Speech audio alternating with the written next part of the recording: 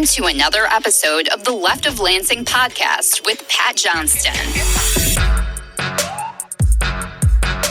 A progressive insight into Michigan's political and cultural world. And of course, an entertaining podcast designed to shine a light on how to make Michigan's political machine work for the people. Now, from the Left of Lansing headquarters, located in his attic, here's the award-winning Pat Johnston. Oh, yeah! Welcome to another edition of Michigan's premier progressive podcast. I am Pat Johnston, and I've got so much to say here this week, but not much time to say it because coming up in a few moments, Erica Payne from Payne-Patriotic Millionaires will join me to talk about the fight to give hardworking service workers a higher minimum wage while phasing out tipped wages. Yes, that has been a fight in Lansing, as many of you know here for the last couple of months, ever since a state Supreme Court ruling said that the minimum wage and paid sick leave laws from 2018 were watered down unconstitutionally by MAGA Republicans and Republican Governor Rick Snyder. But ever since that correct ruling, MAGA Republicans, along with some Democrats in the state legislature, have been working to appease their restaurant lobby donors by screwing over the workers and watering down those bills again. I'll have more to say about this in just a sec, but Erica Payne from Payne-Patriotic Millionaires will be joining me shortly. Speaking of the state Supreme Court, this is news that we progressives and the sane ones here in the state of Michigan, this is news we needed to hear as we're begging for some good news nowadays. Michigan Supreme Court Chief Justice Elizabeth Clement is planning to step down by the end of April. Wow. This was sort of unexpected, and it's a gift, though, to many of us in the state because this means Democratic Governor Gretchen Whitmer will get to appoint a Democrat to fill Clement's seat, giving Democrats a 6-1 advantage on the court. Now, Clement was appointed by Republican Governor Rick Snyder back in 2017, but to be truthful, she has shown the ability to cross over and side with Democrats on the court here at times. Let's not forget, she sided with Democrats to allow a proposal to reach the ballot in 2018 that would create the Independent Redistricting Commission, which virtually ended the gerrymandering stranglehold MAGA Republicans had on our state for a number of years. So she did a decent job at times, but still, this is some much-needed good news in a never-ending news cycle. Remember to please subscribe to the show on YouTube and like the various videos that I'm posting there. Yes, that's where you can also get all the weekly episodes, the Monday musings, the Friday shorts, but you can check out other videos that I posted there as well. So please make sure to subscribe to the show there on YouTube and subscribe to the podcast wherever you are listening. Subscriptions do make a difference in our business.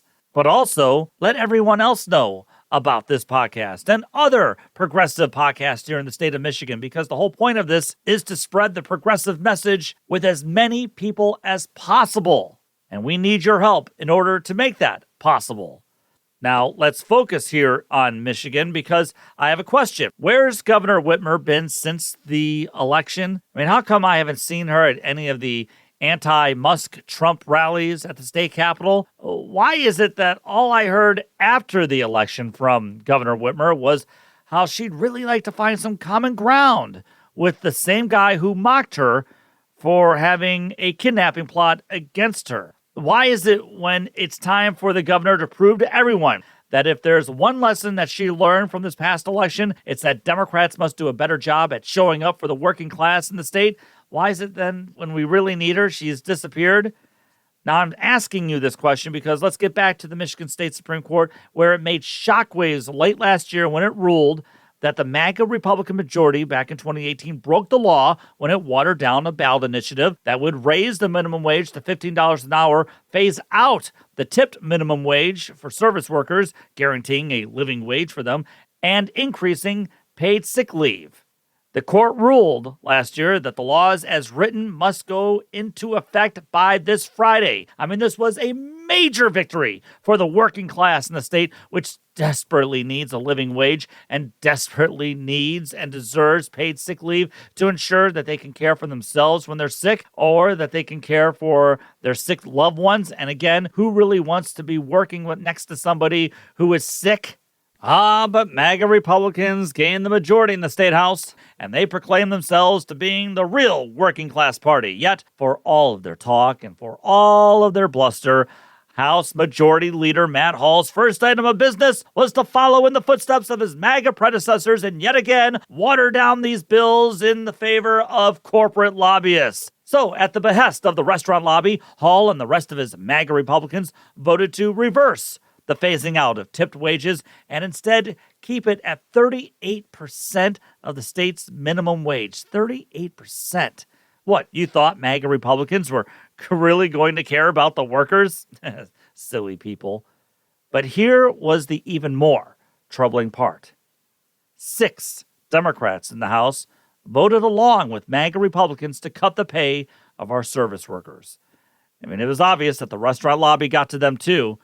Now, the Michigan Restaurant and Lodging Association publicized a survey from 2024 saying by keeping the law as it is supposed to be, it would lead to a loss of an estimated 40,000 to 60,000 restaurant jobs. Really? Oh, really? I mean, that's such an outrageous number. And then the same lobbying group said in 2022 that 91% of restaurant owners say that they would raise prices on menus and rooms, and 58% said that they would lay off employees to offset the changes to minimum wage and sick leave. Oh, wow, they are pretty good at those little scare tactics. Now, the Detroit Free Press, however, reported on the effects on restaurants and their employees in places where tipped wages were phased out. And it says, and I'm going to quote here, data from the restaurant software company Toast doesn't show a big disparity in tipping rates between states with a tipped minimum wage and those without one. For the period covering January 1st of 2024 to March 31st of 2024, customers tipped on average about 19% in the 7 states without a tipped minimum wage and about 20% everywhere else, the Toast data shows. So people were still tipping their servers, even if servers are receiving a higher living wage, which is what I and many other people out there have always suspected. Oh, and guess what? In states and cities where they have phased out tipped wages, you won't believe this, but they still have many restaurants there, and they still have employees, and even more, people will still tip those employees. I'll be darned. But at least service workers in those cities and in those states are not beholden to the whims of the customer who might not tip as much because, maybe they feel like the worker just didn't work hard enough for them. How's that sustainable for people? Anyway, last week, the state Senate then, where Democrats hold a majority, held a vote for a compromised bill in which tipped workers would receive 50% of the state's minimum wage, a little bit better than the 38% that MAGA Republicans passed in the state house. And also the phase out of the tipped wage would never happen. That compromise won and received 8 Democratic senators' support, including Senate Majority Leader Winnie Brinks, who, by the way, did not hold a press conference after the vote. No, really. And as of this recording, the House just voted to okay that Senate bill and is now headed to Governor Whitmer's desk. Governor Whitmer doesn't have to sign it. However, in order for this new updated law to gain immediate effect, it would need 25 Senate votes, and that's not happening. And if that doesn't happen, the original intent of the law will go into effect on Friday. So all may not be lost just yet. But there is something worse and grossly disturbing about this whole episode. A state senator that I have praised in the past for taking some bold stances and some bold votes attacked some progressive friends of mine over this issue, and the senator did it in an ugly way. And I'm talking about Livonia Senator Dana Polanyi, who voted in favor of the pay cut for service workers, and I criticized her on Blue Sky, and she responded by saying, I listened to actual Michigan restaurant workers as I contemplated my vote. As Majority Vice Chair of Regulatory Affairs, I heard all the testimony. I stand with our restaurant workers and proudly voted yes. Did she really, though, hear all the testimony? Because if she had, she would have voted with strong progressives who went against it. But on Twitter, our good progressive friends with the Still Social were calling out all of those senators who voted against our working class Michiganders and who voted with the restaurant lobby. And Distill Social criticized Senator Polanyi over there as well. Now, look, the ladies at Distill Social will have plenty to say about this, I'm sure, on their Point of Disorder podcast, and they can handle themselves just fine, I'm sure. But Senator Polanyi attacked them by posting their pictures on Elon's site and telling them that it's time for them to get into the spotlight. I mean, she essentially doxed them, not in that she posted their addresses or phone numbers or something like that, but she posted their pics in the hopes that it would cower them into silence. And it was sad. It was really sad, but also spoke volumes to me of where the Democratic Party is going wrong here of late. First off, Gina Keller and everyone at Distill Social are pretty public to begin with. And like I said, they host a podcast on top of it. They didn't hide behind anything. They've never hid behind anything. And if you don't mind, I'd just like to read to you some things that I posted in defense of Distill Social in this whole episode. And I said, what happened over the weekend to Distill Social is unforgivable. It's one thing for hateful MAGA groups to come after us, which we expect, but when a few Michigan Democratic state officials attack us with the same fact-free venom and cruelty, it's counterproductive and it's sad. Since the election, many have said that we need a messaging ecosystem like MAGA has. That's true. And that's exactly what Distill Social has been effectively doing for years. They flood digital media with content exposing MAGA's cruel policies and behavior. Distill Social also has a great podcast pushing a progressive agenda while highlighting the spread of autocracy across the country. They put themselves on the front lines in the hopes of making as many people as possible be aware of how MAGA policies are hurting the state and this country. Those of us who decided to push a progressive message via digital media did so knowing that we would face the wrath of MAGA. We do so because we not only want to push back against MAGA, but we want to help be part of that progressive ecosystem that many people out there are clamoring for. What happened this past weekend proves to me that some Democratic Party consultants are clueless, simply clueless, and they cling to this 90s Bill Clinton, Dick Morris belief that hippie punching plays much better than hitting MAGA, who the same Dems told us were a threat to the country, by the way. It proved a stark reality that I've known far too well in all of my years in media. Many Democrats, not all, mind you, but many Democrats just don't understand the power of messaging and connectivity. And until they do, they'll struggle to keep majorities in the state legislatures and in Congress. Everyone at Distill Social has my utmost respect for everything that they do to bring a progressive message to the people, a message that also helps state Democrats as well. It's a shame that some state Dems simply don't understand the game, and it's why they continue to be on the wrong end of it.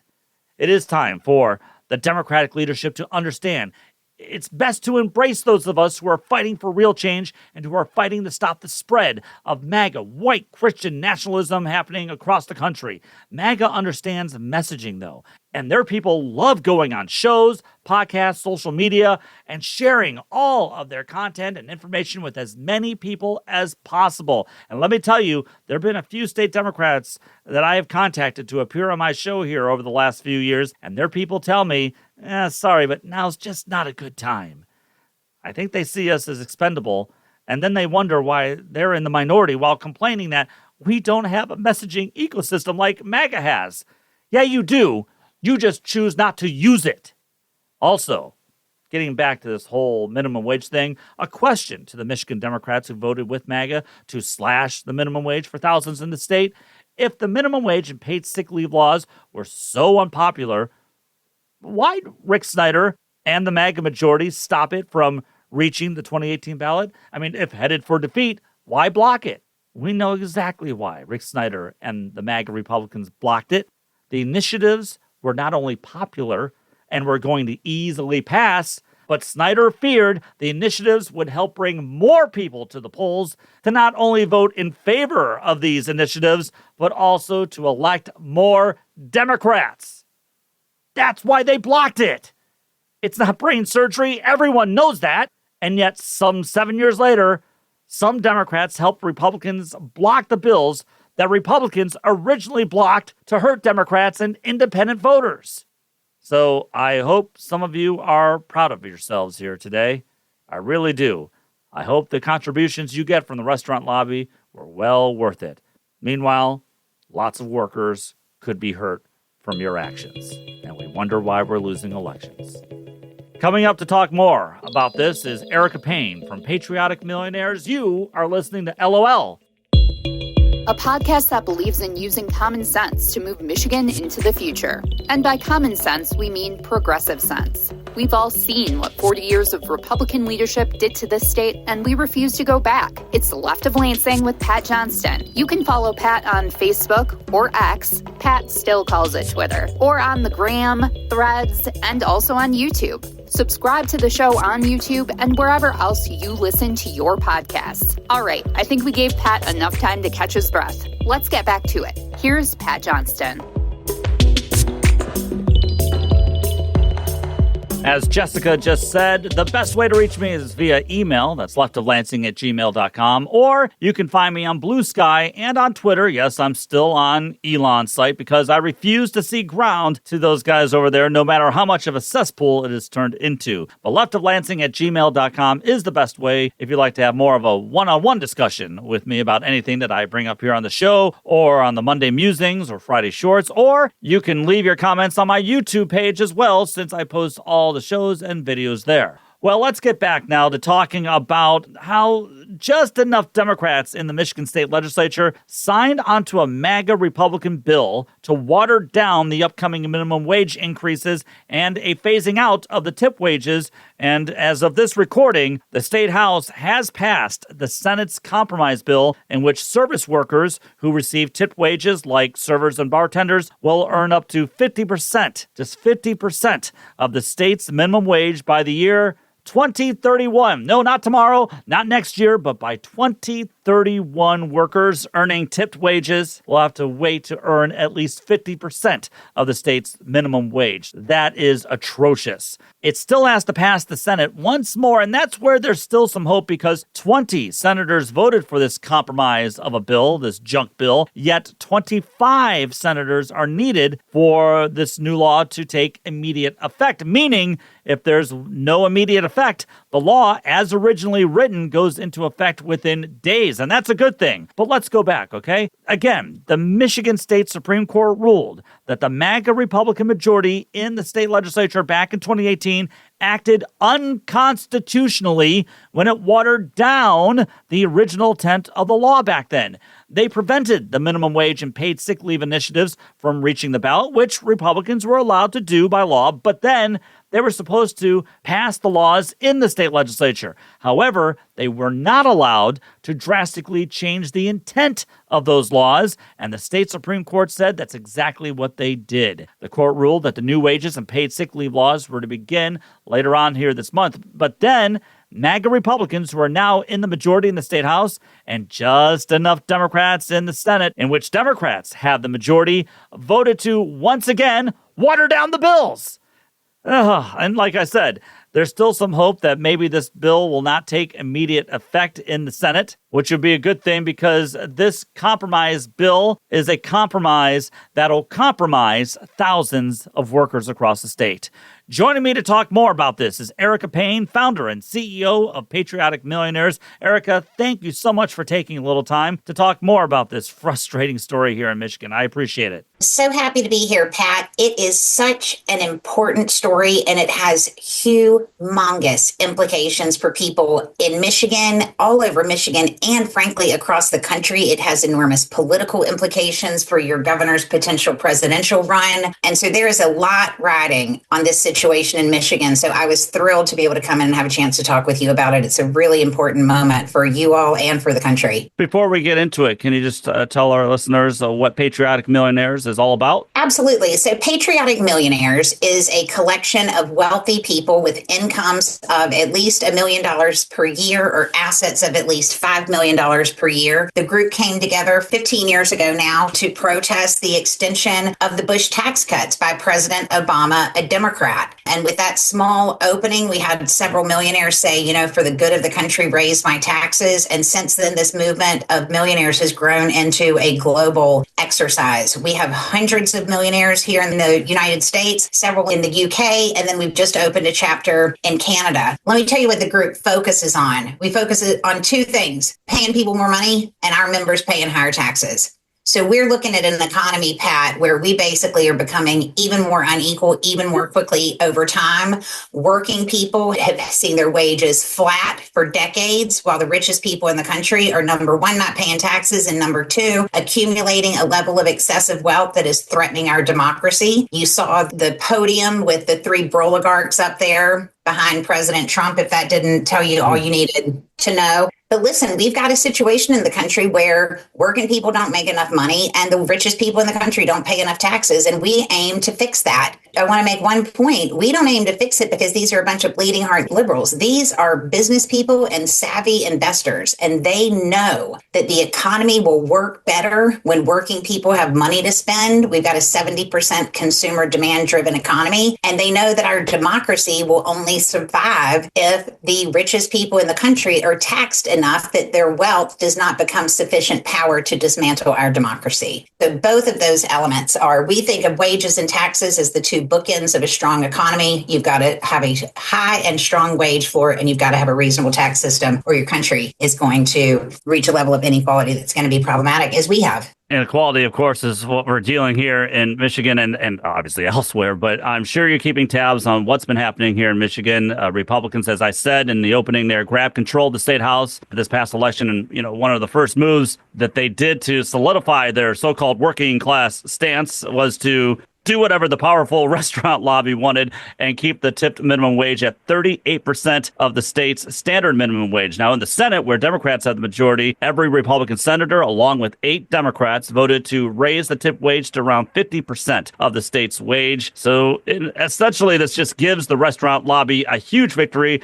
And some Democrats actually did what Republicans did in 2018, which is watered down the bill. So, Erica, I'm sure you've seen similar fights happen in other states where powerful lobbyists wield immense power to essentially hurt the working class. What's your take on what's happening here? And is it just, in your view, a microcosm of a bigger issue where the management class continues just to stack victories against the working class? Yeah, I mean, Pat, we're in a big, epic battle between labor and capital. That's basically what's happening. And the National Restaurant Association has $100 million annual budget. They have a very straightforward playbook. They go into areas where there are movements afoot to raise wages for service workers. They go in, they work with chain restaurants to pull all the employees in. They say, listen, if this bill goes through where you get one fair wage, we're going to go out of business. You're not going to make any more tips. They're going to eliminate tips. You're going to make less money. You'll probably lose your job. I'm going to cut your shifts. They basically go on a terror campaign to the employees of these large restaurants. And then they say to the employees, will you help us stop this thing that's going to hurt you and your family so badly? Why don't I give you some money and give you some time off so you can call your lawmakers? Y'all have been on a multi-year saga with this wage issue. And Winnie Brinks, who is the Senate Democratic Majority Leader, has previously been an incredible champion of the one fair wage issue. She's on the record multiple times saying that she supports one fair wage, that Michigan voters support one fair wage, and that she believes, as we do at the Patriotic Millionaires, that making the wage floor apply to everyone is a really essential part of a strong economy going forward. But what has happened is that the National Restaurant Association sees how important this Michigan fight is, and they have put a lot of resources behind it. So Winnie Brinks, her poor interns in her office, and a lot of other Democratic senators and lawmakers have been getting phone call after phone call by service workers saying, please don't do this. And they are unfortunately being tricked by the ruse. They are not seeing through the mirage. This is an orchestrated campaign by the National Restaurant Association to convince servers that a bill that pays them more money, a bill that guarantees them higher wages with tips on top, is actually going to hurt them. And this kind of misinformation by the National Restaurant Association has now led to a place where Democrats are worried and they think maybe the people don't want this. Let me tell you something. Working people, service industry workers in one fair wage states make more money than service workers in non-one fair wage states. Restaurant business does better. If you think about it, Pat, why would you ever have one industry get a special carve out. And that special carve out is that they don't have to pay out of their business proceeds the compensation for the workers. This whole issue of tips is a legacy of slavery, when back in the day, they basically wanted to be able to avoid paying newly freed slaves. So they said, oh, we'll give you tips. Now, on the federal level, the tipped wage is $2.13. Guess how long that tipped wage has been in place? I'll tell you this. I was a waitress in college. I made $2.13 an hour, and I'm currently a 55-year-old mother of a fourth grader. So this tipped issue is so big, and the National Restaurant Association is a lobbying conglomeration that basically wants to make sure that nobody in their industry actually has to pay the people who work for them. So they've got this carve out, and they will fight tooth and nail to stop any increase. And it's really up to lawmakers like Winnie Brinks to see through this ruse and act accordingly. The National Restaurant Association and the lobby, who is exactly behind that? Are we talking like corporate chains? I mean, is that who really is running this whole thing? It's largely corporate chains. And I'll tell you what, I mean, these folks are really clever, Pat. So guess who the chief lobbyist for the National Restaurant Association is? It is a big-time former Obama administration official. And then you go into, you can't make this stuff up. He's actually married to the chief fundraiser for a number of Democratic senators who have been opposed to increasing the tipped wage. So this kind of stuff gets very, very messy and complicated very quickly. And so it's really incumbent on lawmakers to be able to see through these kinds of shenanigans. And I just want the folks listening to think, do you really truly believe that thousands of service workers rose up organically to protest a bill that would give them a higher guaranteed wage through their paychecks, and in addition, give them tips on top of that? Do you really believe that service workers all over Michigan would rather do whatever they need to do to get their customers to voluntarily give them money, or would they rather have a wage through their employer and have tips on top? It does not even make sense on its face that these lawmakers are buying into this narrative that the National Restaurant Association is clearly funding and pushing to them. And so it's really incumbent on lawmakers to say, wait, this doesn't make sense to me. Let me look at what actually happens. And if you look at the states where 65 million people currently live, from Montana to Missouri to California, these are one fair wage states. In those states, there are 65 million people in those states. Those states have thriving restaurant businesses. The people who work in those restaurants make more money, and they have more certainty in the money that they make, because if they go to work in a snowstorm and nobody shows up for dinner, they still walk out with a fair wage. So this is really an essential transition. And one thing, Pat, that folks are not talking that much about, speaking of Elon Musk and the oligarchs up on stage with President Trump, we've got a revolution in automation and AI going on as we speak. I talked to somebody in Silicon Valley the other day. I said, gosh, there are not going to be nearly as many jobs 10 years from now as there are now. You know what she said to me? She said, Erica, it's not going to be 10 years. It's going to be faster than that. And so we've got a rapidly changing, setup for workers, and they have a level of power right now and a huge amount of power in Michigan right now, because the only thing that has to happen in this debate right now is Winnie Brinks has to decide not to bring the second half of this bill to the floor. It's a little bit complicated, but basically they've got two bills moving through the House and the Senate. The two bills are tied together. One is the wage part, one is the sick leave part. If either one of those pieces fail, the entire thing goes away, and the original law that is the best law for working people will go into effect. So if people want to be helpful today, you should email Senate Majority Leader Winnie Brinks at SENWBrinks, Brinks at senate.michigan.gov. Go email her office and tell her that you believe every person in Michigan, including those who work in the restaurant industry, deserve the guarantee of an employer-required minimum wage. They should not have to rely on the good nature of strangers to make the rent. It is a better way to run an economy. It is better for business, and it creates more customers with more money to spend. This will be good for the economy and good for business. We've just got to get these Senate Democrats to do the right thing here. I think the depressing part about all this, and you've already mentioned it, is State Senator Brinks, because, like you said, she has been a champion of the one fair wage in the past. She's actually made some votes that have been pro-worker, or at least in my viewpoint. In fact, she hasn't just voted for it. She has been a very effective and very vocal champion, which is part of the reason why I think that we can turn this around. We know what Senator Brinks's heart is.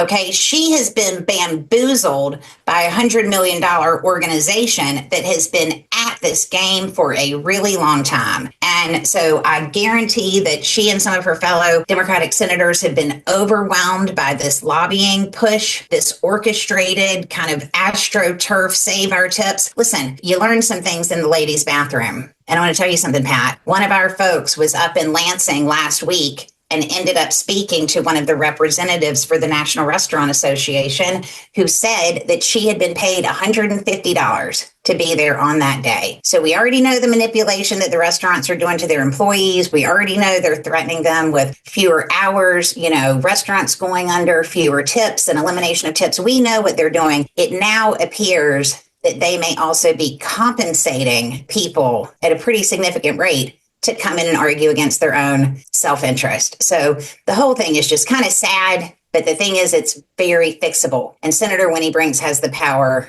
to fix it, and we really hope that she will do that. You mentioned Saved My Tips. That's MI Tips. I wanted to ask you, since you brought it up, is that like a campaign arm of the restaurant lobby? It is. And so it's a bunch of servers. If you go into any of and I've been in tons of these states, right? They do this everywhere. It's exactly the same playbook every time. They've got a group of folks. They show up in green shirts. They're quite loud and vocal, and they say, save our tips. We don't want one fair wage. They have been lied to by the National Restaurant Association and by their employers. And so they're there believing that their livelihood is at risk. It is not. We know exactly what happens in these states. But if you thought your livelihood was at risk and your boss told you to go make a phone call, I think you'd probably make a phone call. So lawmakers' job is to be able to see through this kind of nonsense. And this is not Senator Brinks nor Governor Whitmer's first rodeo. And so I hope that they will recognize what is happening and act accordingly. Another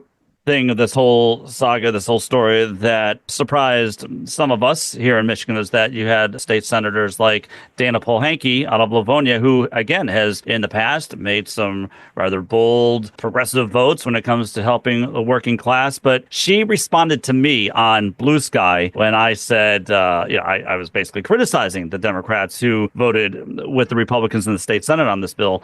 And this is what she said to me personally. She said, the hundreds of actual, and that was in capital letters, actual Michigan restaurant servers, as well as my actual constituents, by a margin of nearly 100-1, asked me to preserve some sort of a tipped wage. Don't doubt these. And then she put in parentheses, mostly women workers, when they tell you what they want. What would you say to Senator Pohanke? My response is that we know exactly what happens when states move to one fair wage with tips on top, and that the goal of lawmakers should be to deliver more money directly into the pockets of their constituents. And that certainly a group like Patriotic Millionaires, which is not being influenced by groups like the National Restaurant Association, and our members are not afraid of losing our reelection. So I think we have a little bit of a calmer head about some of these things. I would say to her, we know the results. We know what's happened in the economy. We know the level of inequality that we are currently suffering.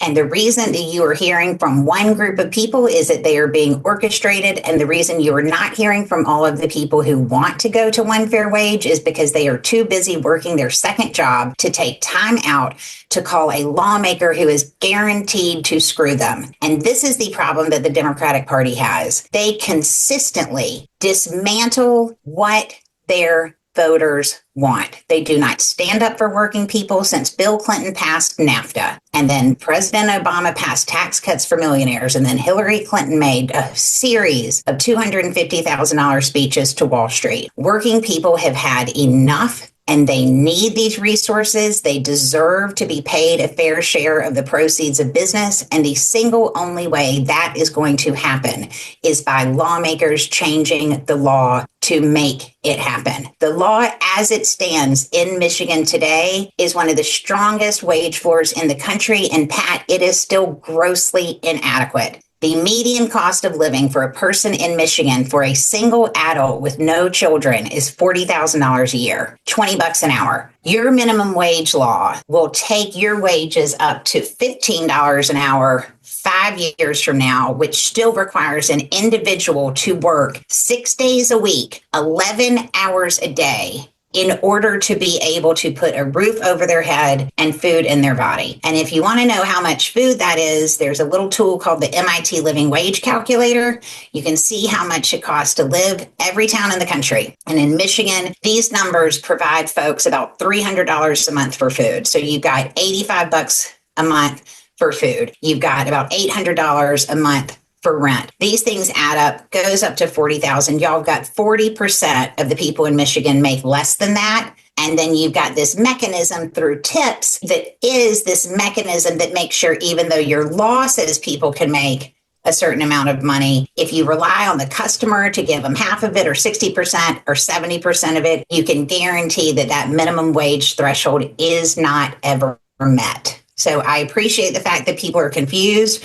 I appreciate the fact that servers don't trust lawmakers further than they can throw them, and that things are so uncertain right now, they don't want any other changes. I appreciate that. The role of lawmakers is to understand what is best in terms of delivering economic resources into people in their communities. And we know one fair wage works.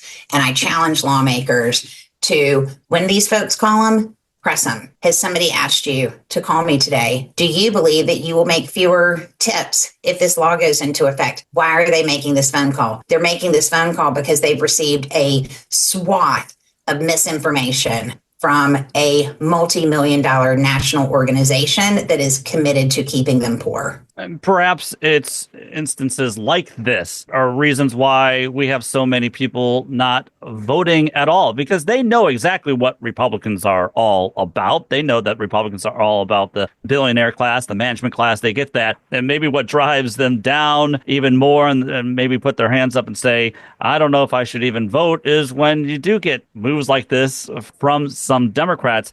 Maybe that is one reason why people just say, well, what's the point of voting? Which is sad because we're seeing how damaging that can be, as with President Trump now in the White House. But still, I can understand that, I guess. Listen, apathy is the best voter suppression there is, and we've got folks like Senator Winnie Brinks, who, as we said earlier, she has been a big champion for this. She has looked at the data. She self-professed it. I've spent 6 years championing this issue of one fair wage as a state senator. I think she has been bamboozled. I think the Restaurant Association spent a huge amount of money on these efforts in Michigan because they know that if Michigan moves to the better system, the rest of the country will follow.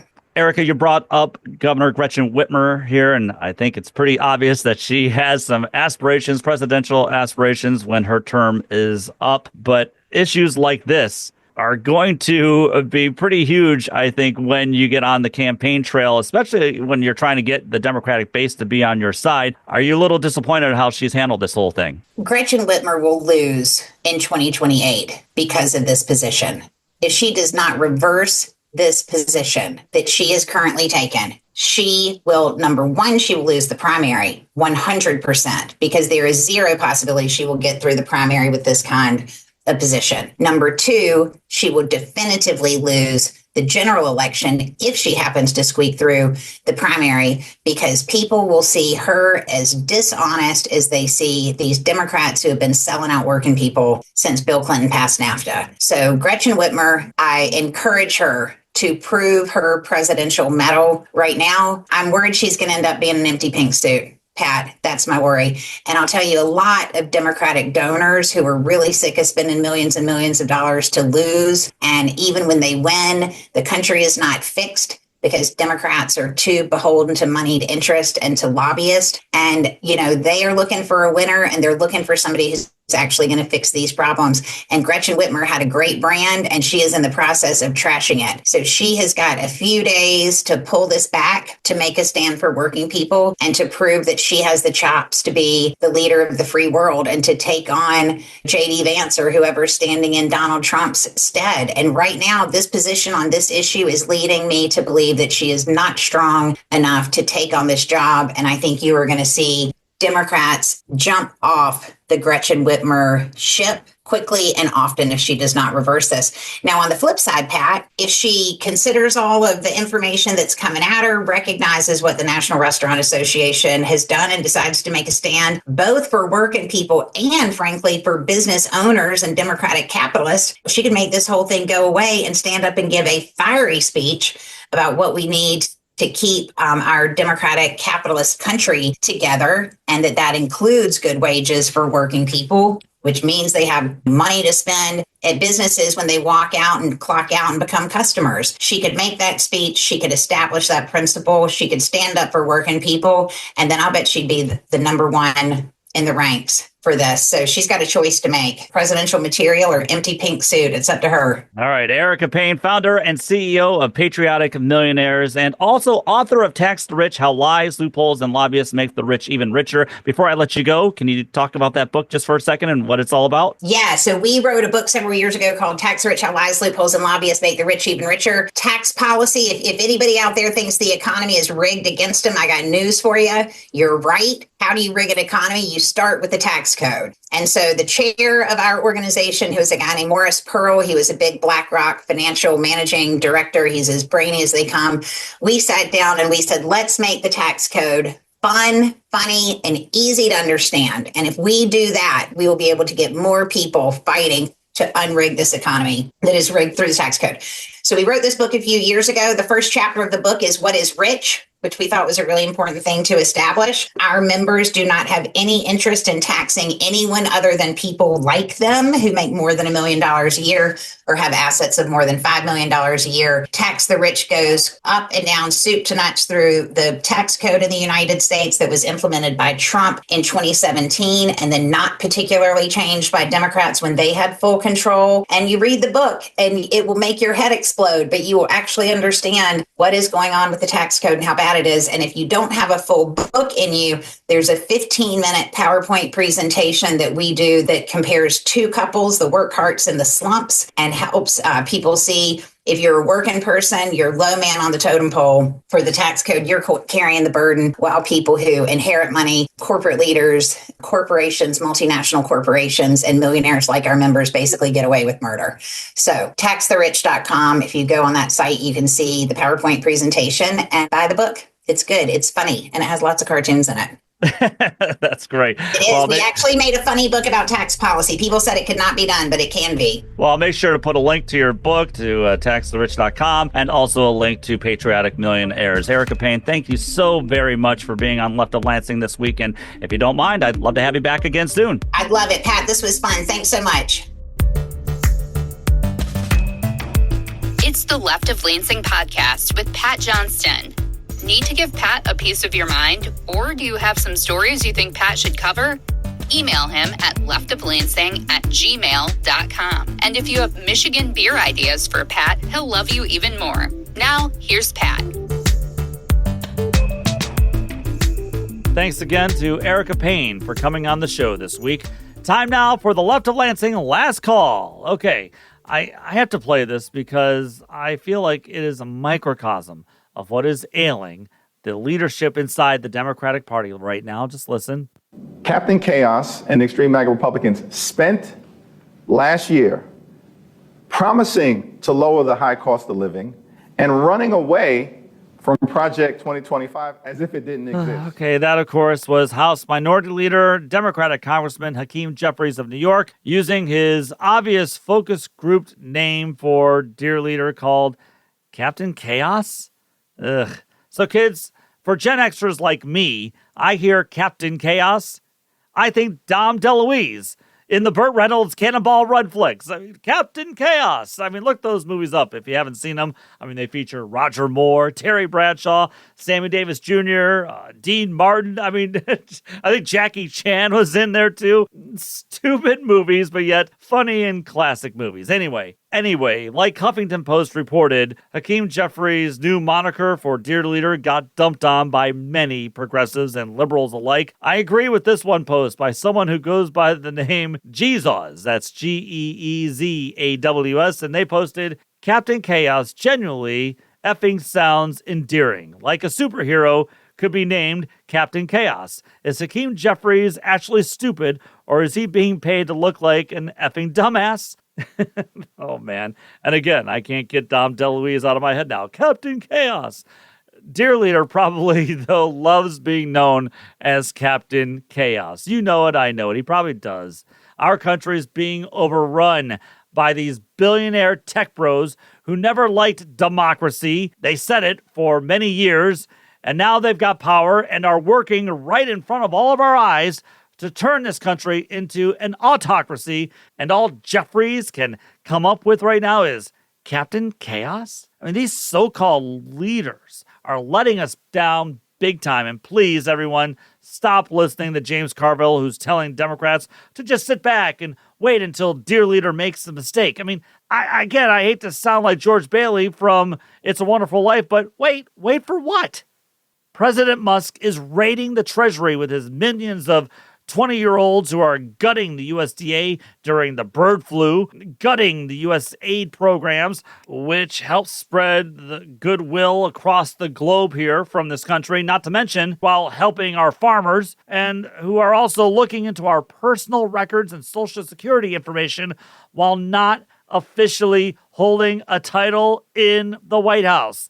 And meanwhile, Dear Leader's busy leaving Ukraine out to dry, shutting down the Kennedy Library, ending vaccine mandates in schools, guaranteeing we'll get some more measles outbreaks across the country like we're back in the 1950s. And maybe I guess that's what MAGA always meant, is that they wanted to make America great again before we could vaccinate for measles. More measles for everyone. That would have been a hell of a bumper sticker. Things are falling apart everywhere. Planes are falling out of the sky, and Hakeem Jeffries can only come with Captain Chaos?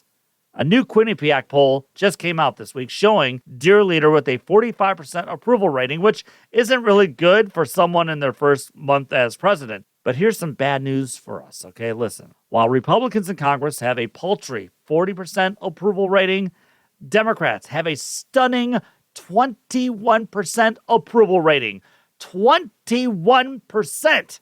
And you know that's due to many Democratic voters out there showing their disdain for the Democratic leadership. Like the Bulwark's Tim Miller posted here this week, a Dem Tea Party is going to overthrow Hakeem and Chuck Schumer if they don't start turning all this stuff up to 11. It might be healthy, it might be self-sabotaging. I don't know, but the demand in the market is too great to resist. Someone will fill it.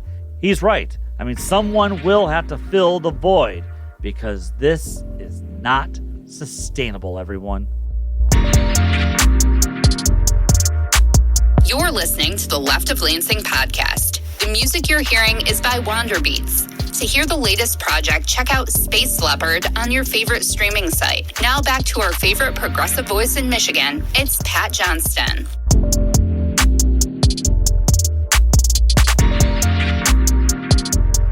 That's going to do it for this edition of the Left of Lansing. Again, contact Winnie Brinks. That's Sen W. Brinks at senate.michigan.gov and let her know you want to keep the paid sick leave law as is and to prevent the watered-down minimum wage raises from gaining immediate effect. Right now, all we can do is let them know that we are watching them. Please let me know what you think of the show by emailing me at leftoflansing@gmail.com. And everyone, here's something to warm your heart just a touch.